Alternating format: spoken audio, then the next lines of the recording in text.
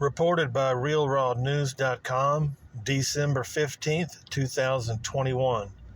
George W. Bush's Military Tribunal. Day 3.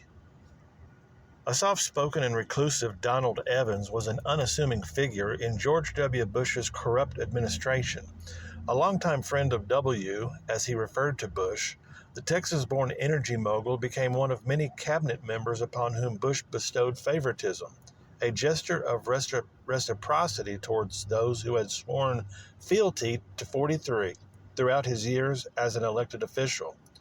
While serving as the 34th Secretary of Commerce, Evans kept to the shadows, seldom leaving his office unless summoned to meetings. Barely visible to begin with, he faded into total obscurity until surfacing as a witness for the prosecution Monday afternoon at George W. Bush's Military Tribunal at GITMO. He appeared on Zoom to testify against his former boss. Rear Admiral Darcy E. Crandall addressed the witness, quote, "Mr. Evans, this commission thanks you for being here. Could you please tell this panel what you said to me when you were first interviewed?"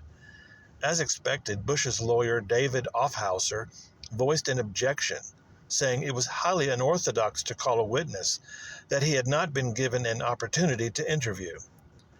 George W. Bush for the first time raised his voice. "Of all the people, Donald, I never thought you," he croaked. But Rear Admiral Crandall interrupted them, saying he'd clear the chamber and finish the tribunal with Bush and Aufhauser in absentia, unless all present agreed to maintain order. The commission, he said, would hear Evans' testimony. Evans said, quote, "I was in my office as usual Monday morning. That was September 10th, 2001. At about 10 or 11 that morning, I can't recall the exact time, Bush called my office phone. He said he had something to tell me. His voice, it sounded shaky. I don't know how else to describe it. Nervous, maybe. See, at the time, I had family and friends working in those towers. Out of nowhere, he tells me I should tell them not to go in that day. In fact, he told me they should avoid the city," Evans said. "The defendant, George W. Bush, told you this, and you're certain it was his voice on the phone?" Rear Admiral Crandall asked. "I've known the man for 50 years, and I'm sure I know his voice," Evans replied. "And did he share with you why your friends or family should avoid the towers, the Twin Towers, and Manhattan, that Tuesday, September 11th? Rear Admiral Crandall said. "He only said something might happen, and that if it did, I was never to speak of it, or the warning he gave me. He said it in a non-threatening but intimidating way, and you'd have to really know him to grasp what I mean," Evans said. "Did you take his advice? Did you warn them?" Rear Admiral Crandall asked. "I did not, because I didn't want to believe that he could be serious. If I had, they'd still be alive today," Evans said. "If you were so fearful of Bush's wrath that you never once in 20 years mentioned his warning to anyone?" Rear Admiral Crandall asked. "That's untrue. I sent a letter to the chairman of the 9/11 Commission, Thomas Keene. He chose, I guess, to omit it from the final report," Evans said. After a pause, Rear Admiral Crandall asked whether the defense wished to cross-examine the witness. "I have only 2 questions for you, Mr. Evans. First, did Rear Admiral Crandall, JAG, or the OMC make you any promises in return for your testimony today?" Aufhauser said. "No, sir," Evans replied. "Do you have any proof this alleged call between you and the defendant ever took place? An audio tape, perhaps? Notes? A copy of the letter you sent to the 9/11 Commission?" Aufhauser pressed him. "No, sir." Seemingly satisfied at the responses, Aufhauser had no added questions, and Rear Admiral Crandall said that the next witness would appear before the tribunal Tuesday morning.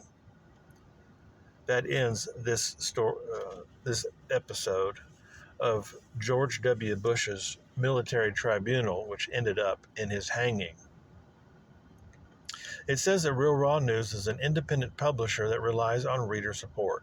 We fight for the truth and freedom of the press in an oppressed society. And let me just go on and just continue to tell you that I will continue to report on, but to dictate these stories that are only in writing, as far as I can tell, and they needed to be posted on YouTube so people could download and listen to them again, because most people don't even know this website even exists. But we'll continue on with this. I've just started this here on this Roman Thursday, mid-June here, 2023. So a lot of these stories are a year or two old, and Mr. Baxter began to post these articles I believe, just after, I think during the end of Donald Trump's office as the president. So again, Donald Trump's trying to, under the Insurrection Act, to drain the deep state, drain the swamp of these deep state treasonous folks here in Washington, D.C. So, like I said, I'll continue to do this. I appreciate your support.